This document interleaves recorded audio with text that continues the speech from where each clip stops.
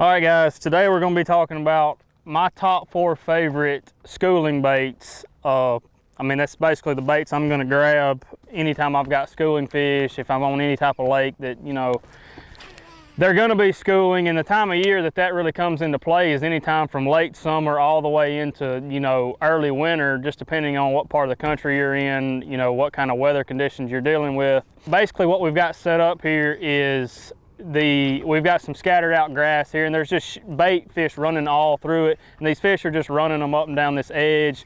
So basically what I'm doing is, right now I'm throwing the Arc TB 115.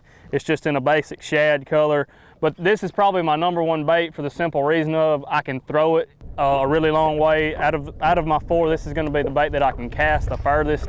And the reason you want to get that distance is a lot of times the fish are going to come up, you know, not in an ideal situation. I mean, they'll be, you know, 30 to 50 yards out there where you got to make a real long cast.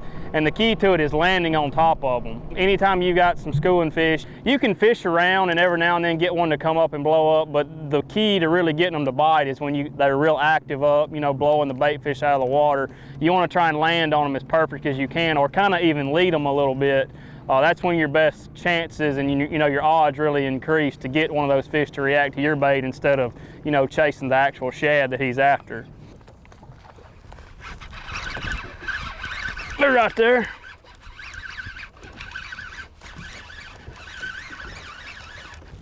Oh me, we got one on the TB 115. That one got it too.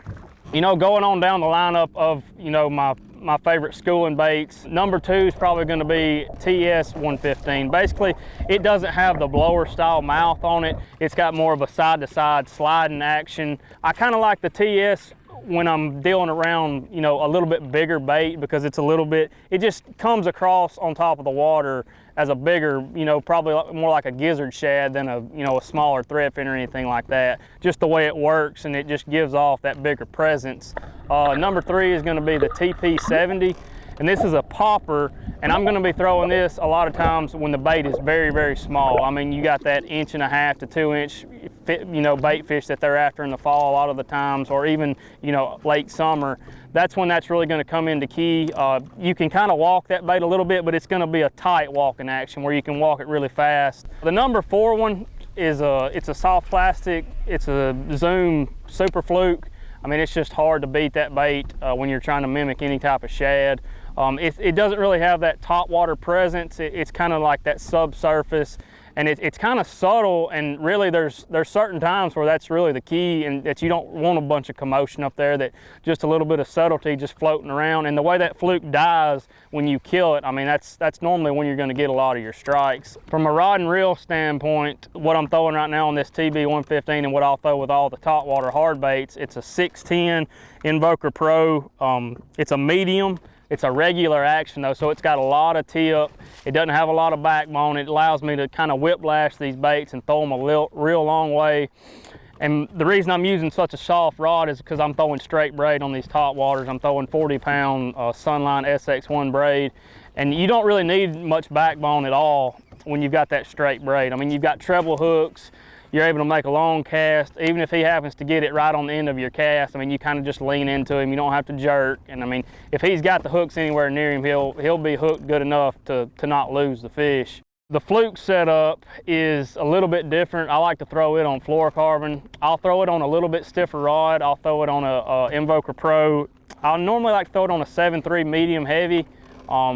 If I'm around some really big fish, I'll throw it on the mag medium heavy, but most of the time sticking with the medium heavy. 20-pound Sunline shooter fluorocarbon. Most of the time throwing it on a loose Pro TI.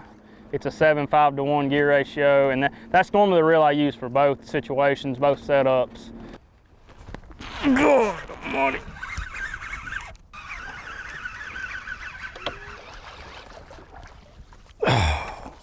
Grass, bass, and TB 115. Yeah, you know guys, I mean, schooling, the biggest thing with schooling fish is being on your toes, keeping your head on a swivel. Like this fish, they had 2 or 3 of them come up and I was able to land right on top of it. And obviously you can see the rewards that happen. Like I said, when you're ready, I mean, you just got to stay ready all the time and, you know, be able to make your cast count, and that's what can happen.